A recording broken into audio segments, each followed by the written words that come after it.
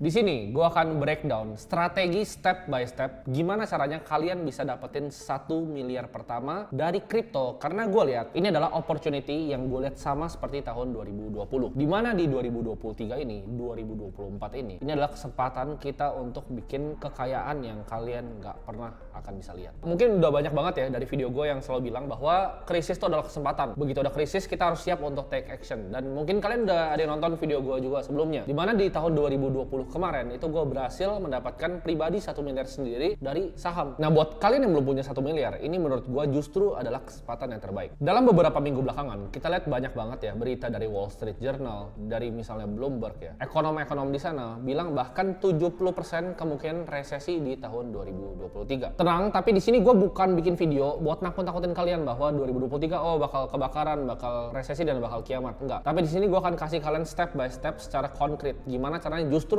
memanfaatkan resesi ini. Ini bukan cuma sekedar nakut-nakutin, karena konsensus dari ekonom sendiri udah bilang bahwa akan terjadi kemungkinan resesi. Nah, gue percaya hal yang gue replikain tahun 2020, di mana gue cash out, ya kan, gue cash out di awal Januari dan gue hajar semua di Maret di saham waktu itu adalah hal yang bisa gue replikain. Nah, tapi pertanyaannya sekarang kenapa gue bikin video ini di kripto bukan di saham? Karena gini, kalau di saham kemarin dari pengalaman gue bisa mendapatkan keuntungan yang ya dibilang kecil juga enggak, lumayan beberapa kali lipat. Tapi kripto ini menurut gue bisa naik 5 kali, 6 kali, 7 kali, bahkan 8 kali lipat. Nah mungkin saham itu turunnya nggak akan terlalu signifikan. Kenapa? Karena IHSG sekarang masih 6.700. Itu bahkan cuma paling nanti drop mungkin mentok-mentok 5.000 ketika krisis. Tapi kalau di kripto ini turun dari all time high-nya udah mau mendekati 80%. Jadi kalau naiknya itu bisa 4 kali, bisa 5 kali lipat lebih tinggi dibanding di saham. That's why bikin 1 miliar pertama itu lebih gampang di kripto dalam tahun-tahun yang akan mendatang. Nah sekarang pertanyaannya ya kan, apakah market timing mungkin? Kan banyak bilang, gue juga pribadi sendiri selalu bilang bahwa time in the market is better dan coba untuk timing the market. Tapi kita lihat Howard Marks baru keluarin memo tentang gimana caranya kita bisa belajar dalam sejarah dari tahun 1971-nya Paul Volcker sampai sekarang. Semua sejarah itu biasanya berulang. Dan kalau dibilang gak ada yang bisa market timing, kita tahu bahwa banyak banget bilioner di dunia, hedge fund manager yang super kaya dari market timing. Contohnya, Bill Ackman waktu COVID ya kan, dia beli credit default swaps. Itu mirip seperti kalau dulu itu dibelinya Michael Burry pas tahun 2008. Tapi itu yang dibelinya adalah CDS-nya mortgage ya. Tapi ini beda yang dibeli sama Bill Ackman. Dia mengubah 27 million US dollar jadi sekitar 2 billion US dollar, yaitu 100 kali lipat. Nah itu apa kalau bukan market timing? Kalian bisa sebenarnya timing the market, dan gue udah lakuin sendiri waktu pas COVID kemarin dan sudah terbukti bahwa itu bisa. Nah tapi pertanyaan apakah pasti 100% benar? Enggak juga. Tapi kita bisa lihat lah, kita bisa cocok-cocokin dari semua kondisi makroekonomi ini jadi kayak main puzzle. Jadi kita cocokin antara piece of puzzle-nya untuk mencapai sebuah pemikiran konsensus. Apa yang akan terjadi dan apa yang harus kita akan lakukan dari data dan informasi yang disajikan. Nah ini a point of view gue ya. Jadi kan prediksi gue ya di video sebelumnya gue ada yang bilang bahwa sebelum tanggal 14 videonya gue keluarin tanggal 13 kalau nggak salah. Tanggal 14 itu akan naik 0,5 dan terjadi bener prediksi gue. Ini prediksi gue selanjutnya ya. Ini akan terus naik at least 100 basis points lagi sampai di Maret 2023. Jadi apa yang terjadi? Kalau kita lihat misalnya saham dan interest rate. Jadi simpel gini. Kalau suku bunga naik, orang pasti lari dari aset-aset yang risky. Contohnya seperti saham dan kripto. Jadi ketika Fed naikin suku bunga tinggi, saham pasti akan turun. Itu memang udah hukum alam. Mungkin ada yang pernah turunnya barengan, yaitu tahun 2008, tapi itu anomali. Tapi sejarah equity dan federal funds rate itu selalu kayak gitu. Suku bunga naik, saham dan kripto itu pasti akan turun. Jadi kalau prediksi gue naik 100 basis points by Maret, ya pasti saham akan turun another 10 to 15%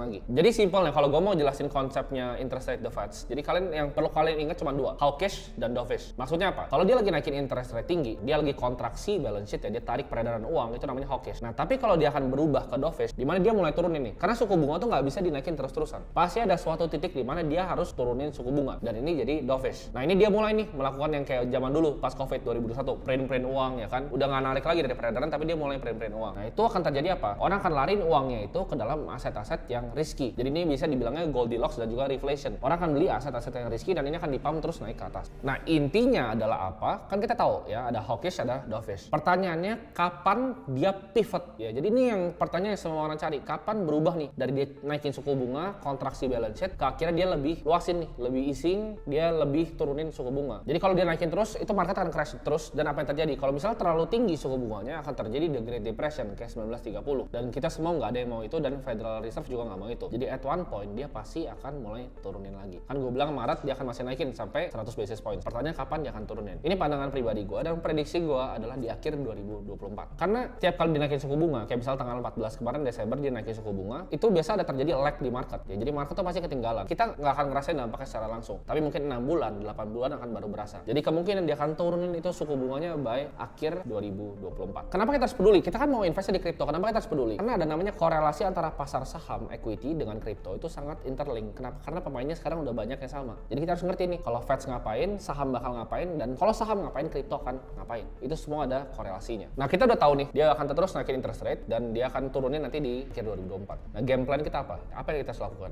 Gue pribadi, gue keep cash sebanyak-banyaknya. Jadi gue akan hoarding cash. Kenapa? Karena sekarang cash is king. Harus simpen cash sebanyak-banyaknya. Jadi jangan dulu masuk di market, jangan dulu invest di saham, jangan dulu invest di kripto dalam jumlah yang banyak. Keep cash dulu. Karena kita belum lihat nih, gue belum lihat antara Fed ini mau pivot ya. Dia belum mau ganti ke dovish dalam waktu singkat karena dia akan terus naikin dulu sampai at least awal tahun depan. Nah, dan menariknya ya, kita tahu siklus Bitcoin halving kan, di mana reward untuk miner tuh dibagi dua. Ini akan terjadi di April 2024. Kalau tebakan gue bener, dia akan mulai berubah dari hawkish ke dovishnya itu setelah halving. Dan ini secara historical juga sama. Gak akan naik nih, harga Bitcoin tuh di halving 2024 gak bakal naik. Gak mungkin di Aprilnya naiknya. Tapi biasa lag dia ya, 3 bulan, 4 bulan, 5 bulan, 6 bulan. Jadi bakal berbarengan nih siklusnya kripto yang udah terjadi selama beberapa dekade terakhir itu bakal ikut lagi. Jadi dua ya katalisnya. Satu, Fednya pivot, Bitcoinnya halving. Ini kripto bakal terbangnya gila-gilaan. Kalau saham kan cuma Fednya pivot doang terus terbang ya. Kalau kripto itu ada siklus halving ini yang terjadi cuma 4 tahun sekali. Jadi yang gue lihat sekarang, Bitcoin tuh pasti akan turun ke sekitar 12 sampai 13 ribuan dolar. Sedangkan Ethereum itu mungkin masih akan turun sampai 700 atau di angka 800 dolar. Atau mungkin bisa lebih rendah sampai ke 500 dolar. Tapi justru kita berharap akan hal itu. Semoga aset-aset turun supaya kita bisa sikat pas lagi diskon. Ini orang yang masuk ke kripto ya, mereka bingungnya nyari duit pas lagi bull market. Itu orang bodoh. Kalau yang ngerti siklusnya, bull market saatnya kita keluar. Nanti 2025, 2026 kita panen, kita keluar. Cari siklusnya lagi. Jadi yang sekarang kita lakukan adalah kita ngelihat nih. Kita perhatiin marketnya. Cari timing yang tepat untuk kita hajar semua uang kita. Jadi begitu nanti udah turunnya di area beli kita, baru kita masukin. Jadi jangan belinya sekarang. Karena ini masih akan terus turun. Boleh masuk sekarang, tapi jangan masuk semua amunisinya. Masih dicicil-cicil aja. Nah, tapi pertanyaannya kan, inti video ini adalah gimana caranya dengan semua informasi tadi ya, kita lakuin step by step plannya untuk dapetin 1 miliar pertama di kripto. Jadi ini gua akan breakdown semua gimana caranya untuk dapetin 1 miliar pertama. Ini adalah action plan-nya. Kita butuh ya dengan harga sekarang 450 juta di Bitcoin yaitu 0,5 Bitcoin dan 550 juta di Ethereum yaitu 11 Ethereum. Jadi 450 juta itu kalau misalnya gua ekspektasi Bitcoin tadi balik ke 900 juta dan 550 juta Ethereum itu kalau misalnya ekspektasi gua Ethereum itu naik ke 50 juta. Jadi tinggal dibagi aja. Kita butuh 11 Ethereum, kita butuh 0,5 Bitcoin. Nah, dengan harga sekarang kita butuh uang 312 juta untuk mencapai 1 miliar di tahun 2025. Tapi kalau Bitcoin turun ke angka 12.000 dolar ya, yaitu 0,5-nya itu akan cuma 93 juta. Dan Ethereum turun sesuai prediksi gue ke 700, itu akan cuma 10 juta per koin. Jadi kita cuma butuh 110 juta. Dan kita butuh 11 Ethereum tadi. Kita kalau misalnya turun ke 10 juta per koin, kita butuh uang 110 juta. Jadi totalnya 93 juta di Bitcoin dan 110 juta di Ethereum. Jadi angkanya lebih murah kalau kita beli nanti pas turun. Kalau lu belinya sekarang kita butuh 312 juta, tapi kalau kita beli pas turun nanti Bitcoin 12.000 dan Ethereum di 10 juta per koinnya, kita cuma butuh uang 203 juta. Nah, tapi mungkin kalian setelah dengar hitungan ini, kalian bingung, gue ngumpulin 203 juta itu di mana? Gimana caranya dapetin 1 miliar? Orang 203 jutanya itu nggak punya. Nah, kalian kalau dengerin kata-kata gue dari awal, yaitu kapan ini akan terjadi, itu masih lama, masih akhir 2024. Jadi buffer kalian tuh 2 tahun loh. Dari 2022 akhir ini, 2023 awal, setahun tuh sampai mungkin 2024 sampai akhir tahun lagi. Jadi masih ada 23 sampai 24 bulan. Lu tinggal bagi 203 juta kan? Bagi deh tuh ya sama 23 bulan, 24 bulan berapa? Paling 8 jutaan. 8 juta sebulan yang kalian taruh di cash nanti buat dimasukin ke kripto itu bisa ngasilin 1 miliar loh. 8 juta. Nah, kalau kalian ada yang komen lagi, oh nggak bisa cari 8 juta sebulan. Ya itu udah urusan lu lah itu. Lu coba cari sendiri. Nih gue tanya nih, Alpi, bisa nggak 8 juta sebulan? Bisa nggak?